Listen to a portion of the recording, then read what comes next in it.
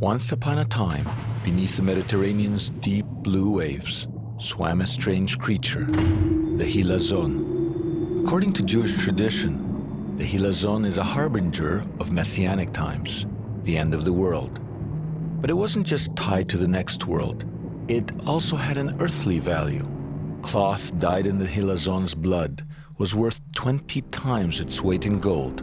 This dye, a royal blue, was called Tekhelet. But over 1,000 years ago, this royal blue, Tekhelet, disappeared. And ever since then, there's been a mystery. Why did Tekhelet disappear? Why is it connected with the end of the world? And which animal is the Hillazon? Ancient Hebrew texts give us just a few clues. So the first one is that his body resembles the ocean. Kind of like a dragon or something, you know, some holy lizard or whatever. Sign number 2, that the shape, it resembles a fish.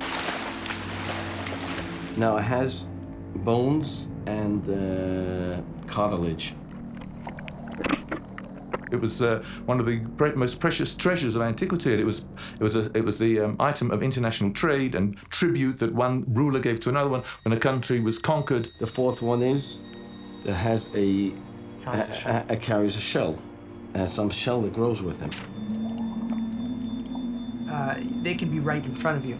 And unless you kind of know what shape you're looking for and maybe even know what movements you're looking for, it's very difficult to find them. It's very difficult to catch them. It has legs in its head.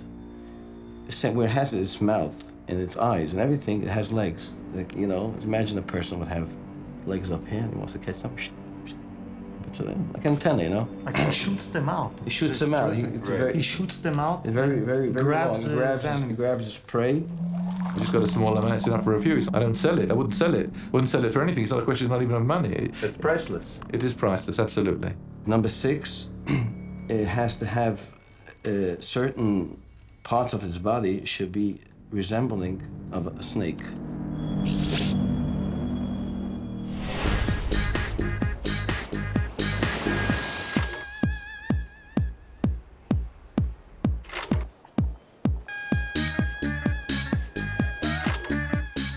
So the blood of the Hillazon makes a blue dye called Tekhelet. But why is a color so important? First of all, according to the Bible, God, through Moses, commanded the Israelites to wear a string, a fringe on the corner of their garments. The threads were to be white, except for one, which must be blue.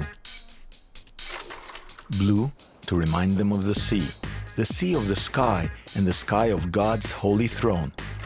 But this thread was also tied to the end of days.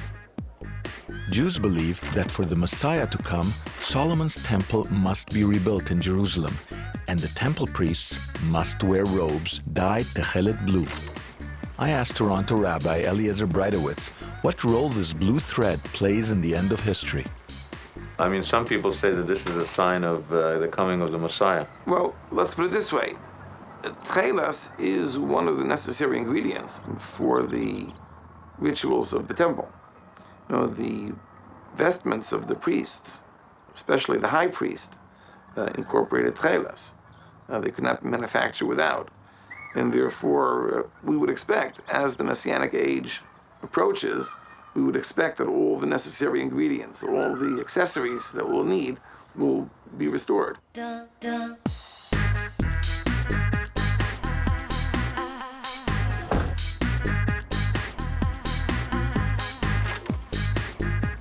But I heard of 2 groups of people trying to restore the necessary ingredients to bring about the end of days, doing the detective work to crack this 1,300-year-old mystery. I traveled into the desert outside Jerusalem to meet Baruch Sturman, a man who has dedicated years to finding the Hillazon and the dye made from its blood, Tekhelet blue. I wanted to know how something so valuable could be lost in the first place. As it turns out, the sheer value of ancient dyes, not just blue, but purple and red as well, their value as commodities was actually part of their downfall. A downfall that started with the Romans. This Who was had a the big secret? business. Very big business, and that's one of the reasons why the Tekhelet was eventually lost. The Romans, when they conquered this area, when they conquered Palestine, they made an edict that nobody could be involved in the dye of purple or blue except for the Roman dye houses. They wanted the money. And they also only there, it was illegal to wear purple unless you were a big shot in Rome. Exactly. Royal Purple, Royal Blue. Augustus restricted blue and purple to the ruling classes. Nero decreed only the emperor could wear blue or purple. The Romans passed laws making it harder for people to make the dyes. But Tekhelet blue finally disappeared when the Arabs conquered the area in the 7th century. Every time Israel was conquered, whether it be by the Romans or the Christians or the Arabs, one thing they all did, it was massacre the Jews. So the poor Jews in that time could hardly keep any tradition, let alone a secret tradition, and let alone a tradition which had specifically been targeted for eradication because this was associated with the Romans. So there was basically no hope for the secret of Tekhelet to be consistent, to be maintained over that period. So whoever still had the secret recipes, the chain was broken. Right. Whatever happened 1,300 years ago, invasion, war, migration, the secret was lost. The Hillazon became a legend. The trail went cold until the 1880s, when a man who was part cowboy, part Sherlock Holmes, and all Polish rabbi rode out of the north on a quest for the Hillazon. I'm going on down to the saloon downtown, and you know what I'm gonna do. Yodelay, yodelay, yodelay. So the secret of Tekhelet had been lost for 13 centuries. Then, in the 1880s, a Polish rabbi called the Redzinner Rebbe took up the quest. Today, his followers live near Tel Aviv. There, I met Rabbi Yitzchak Englard and his brother Shlomo. I asked them, what kind of man was the original Redzinner Rebbe? I would say he was one of the most brilliant scholars in his generation. He was known to be a genius. He knew astrology, he knew medicine, he knew mathematics, he knew physics, he knew everything. He was an unbelievable person. The Redzinner Rebbe was the rabbi for a town called Redzin. Redzin is a place on the border of Russia and Poland, and he decided that he needed to find Tekhelet. It actually, his goal was messianic. He felt that the temple had to be rebuilt. In order for the temple to be rebuilt, the priests had to have their clothes, and you needed Tekhelet for that. And that was the major reason that he decided to set out to look for Tekhelet. He's trying to trigger Messianic times. Correct. That was his To main... him, this is not a fashion statement. Oh, no. He had some leads. He traveled all the way from Poland to Italy to look in the aquarium at Naples to try to find which sea creature that was the true Hillazon. Now, what kind of fish does it resemble? You know, there's millions of types of fish, and each fish has a different size and different figure and a different everything. I can see it now. The Rebbe in Naples standing in front of a fish tank. The sun setting on another day without the Hillazon. Without the legendary fish whose blood is going to trigger messianic times. Suddenly he looks, he sees, and he knows. And he shouts, Eureka! Or the Polish equivalent thereof. Today it's called the cuttlefish. The Cuttlefish, Sepia officinalis. On one hand, it has a shell. On the other hand, it has fins on the side of its stomach. Just like a fish has the fins, that exactly meets the description given through the Talmudic sources. Can the cuttlefish actually be a harbinger of messianic times and the end of days?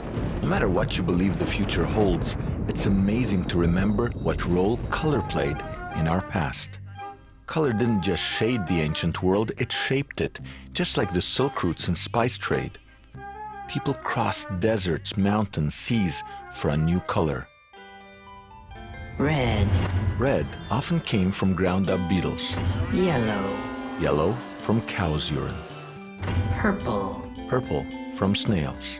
blue, And royal blue, called Tekhelet, Tekhelet in the Bible, came from the blood of the Hillazon.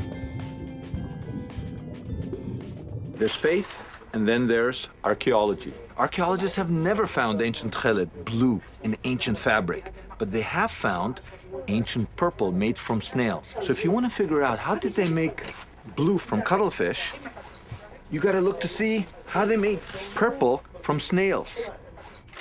I wanted to know more about the actual chemistry of ancient dyes, so I went to see Tzvi Koren, a Tel Aviv chemist specializing in ancient colors. He's researched Tekhelet, but he's particularly perplexed by purple. And you're trying to create a catalog of all purple. We're trying to catalog every purple pigment possible. Purple pigment? Purple pigment possible. Purple pigment possible. Thank you. That's what you're trying to do. We're trying to catalog every single purple pigment. 1 second. Okay, so 1 sec. We're trying to catalog every single purple pigment in order... Possible. You're going to stop that or not? Okay. All right. In order to help archaeologists, when we find, for example, a purple pigment on a archaeological vessel, we want to fingerprint it and therefore know exactly, not just that it's a real purple from a real snail, of course, but from which kind. Tzvi hopes his research into ancient purples will throw some light on Tekhelet, on the Hillazon. I wanted to know how the ancients measured up as chemists. They were great scientists, even though they didn't call themselves that, but they were great empirical dyers, and they knew exactly what worked, and it was passed down from father to son and kept within the family. It was like a secret, like a kind of guild? It was a guild, certainly within a town and within a particular family. Especially the most secretive of all was the royal purple dyeing, what is known in the Bible as argaman and Tekhelet, a bluish purple, argaman being a reddish purple. Argamon. Argaman, ancient Hebrew for royal purple. Tekhelet. The Talmud says Tekhelet must be taken from the Hillazon while the Hillazon is still alive. To this day, we still do not know exactly how they performed the dyeing, which must have started about 3,500 years ago by the Phoenicians. Purple. The name Phoenicians means the purple people, since they were famous in antiquity for purple dyeing. It was all accidental, of course. All such great discoveries are accidental.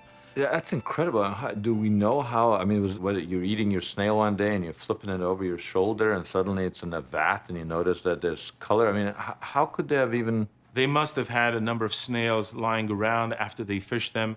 They ate them. As the snails die, they vomit out the particular glandular extract. And this extract, once it's open to the air, it undergoes a transformation right before your very eyes from white to yellow, to green, to blue, to purple. It's incredible. So what they must have found as they were leaving these snails around, there could have possibly been a fabric next to it. And all of a sudden they looked at it and they raised it and says, I can't believe it. Look at this. Moshe, come over here. Look at this.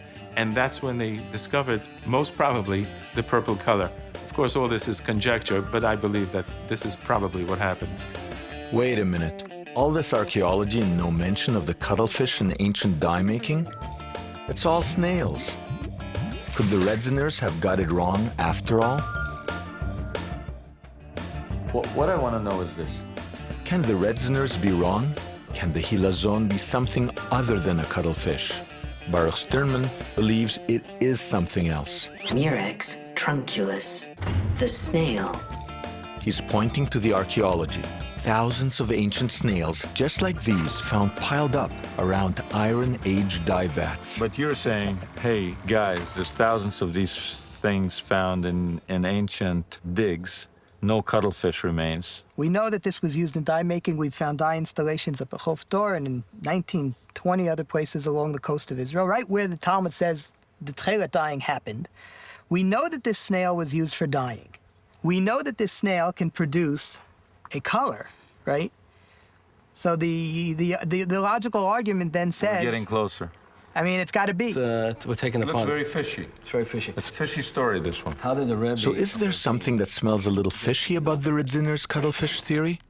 On the one hand, the cuttlefish meets most of the ancient criteria. On the other hand, The archaeologists dug along the coast, and they found vast amount of shells of the Murex trunculus. Okay. So people say, look, if the Redzinner Rebbe was alive today, he would look and say, oh, oops, I goofed. I made a mistake. Because if I was right, they would have found vast amounts of the soft shell of the cuttlefish. They didn't find it. They found the trunculus. If I would find on those shells that I found a sign written, this was Tekhelet, okay. But there were other dyes and other colors being dyed through those years. The Romans were there, and they had had vast big use factories. By the way, the Tekhelet is used only for one thread, and this type of murex was used to dye entire garments from head to toe, for the nobility, of course, and that's why you needed huge amounts of shells, and that's why they found those kind of shells. Could be if you would check other sites, other places, you would find what we're using. That archaeology is very nice. It could help you, give you a clue, but to say that what I found is Tekhelet and that was used as Tekhelet, who says? Nobody said that that was a Tekhelet. Maybe that was argaman. Maybe it was purple. Somebody reminded me of a joke that they used to have cellular phones 2,000 years ago. How do you know? He says, I have proof. How do you have proof? I did not find any telephone lines. We're digging, no telephone lines were found in all those archaeological sites. So they surely used a cellular phone. Isn't that a good proof? Right? That's good. That's very good. there is no archaeological evidence supporting the cuttlefish, no 2,000-year-old cuttlefish shells. But as Itzhak just pointed out, the absence of evidence is not the evidence of absence. Over 100 years ago, the Redzinner Rebbe was convinced the cuttlefish was the Hillazon, and so He went back to Redzin and set up a factory. Within a year, you had 20,000 people wearing Tekhelet. Wow. All of his followers. And this They caused... were singing and dancing. They were singing and dancing. but not for long. 100 years ago, a lot of rabbis immediately came out against the cuttlefish. A tremendous amount of argument broke out over this. Should you wear the Tekhelet? Shouldn't you wear the Tekhelet? If you wear the Tekhelet, is it good? Is it bad? Should you be stoned? Should you... In Jerusalem, for example, there was giant arguments between those people. As a matter of fact, one person took off a talit of somebody who wore Tekhelet, threw it down in the middle of the courtyard in the old city and burnt it.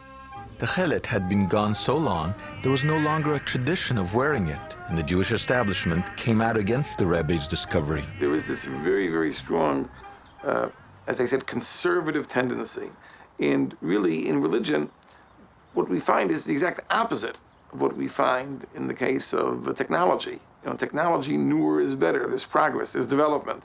You know, in religion, especially a religion which is based on revelation, we tend to think that with the passage of time, there is a loss of clarity, a loss of precision. So it's not a bad thing that we exercise this caution. There weren't just religious questions. A young student in England named Isaac Herzog had chemistry tests run on the dye, and what he discovered appeared to sink the cuttlefish. Could a chemist delay the Messiah? So after 1,300 years, the mystery is solved. The cuttlefish is named as the harbinger of messianic times. The end of days is that much closer. But then a young student in England sends the cuttlefish dye for chemical analysis. Herzog wrote a doctorate on Tekhelet in 1914. And he sent away to Redzin to get their recipes and to get an example, a specimen of the dyed Tekhelet, and he sent it off to chemical laboratories, and those laboratories came back with the result that the blue that was found in the Redzin Tekhelet was synthetic. Now, synthetic means it doesn't come from a living animal. Chemical analysis revealed the Redzinner blue to be Prussian blue, a commercially produced painter's color. It turned out that you didn't need the cuttlefish to get the blue. You just needed all the other chemicals in the recipe. It didn't matter that the cuttlefish blood was added. It could be any blood. It could be ox blood, my blood. Exactly. You still get the blue. Exactly. Ferric ferrocyanide is Prussian blue, which means it comes from iron and cyanide, right? Iron was added. It was added as part of the chemical. So the iron is an integral part. The cyanide comes from the nitrogen and carbon.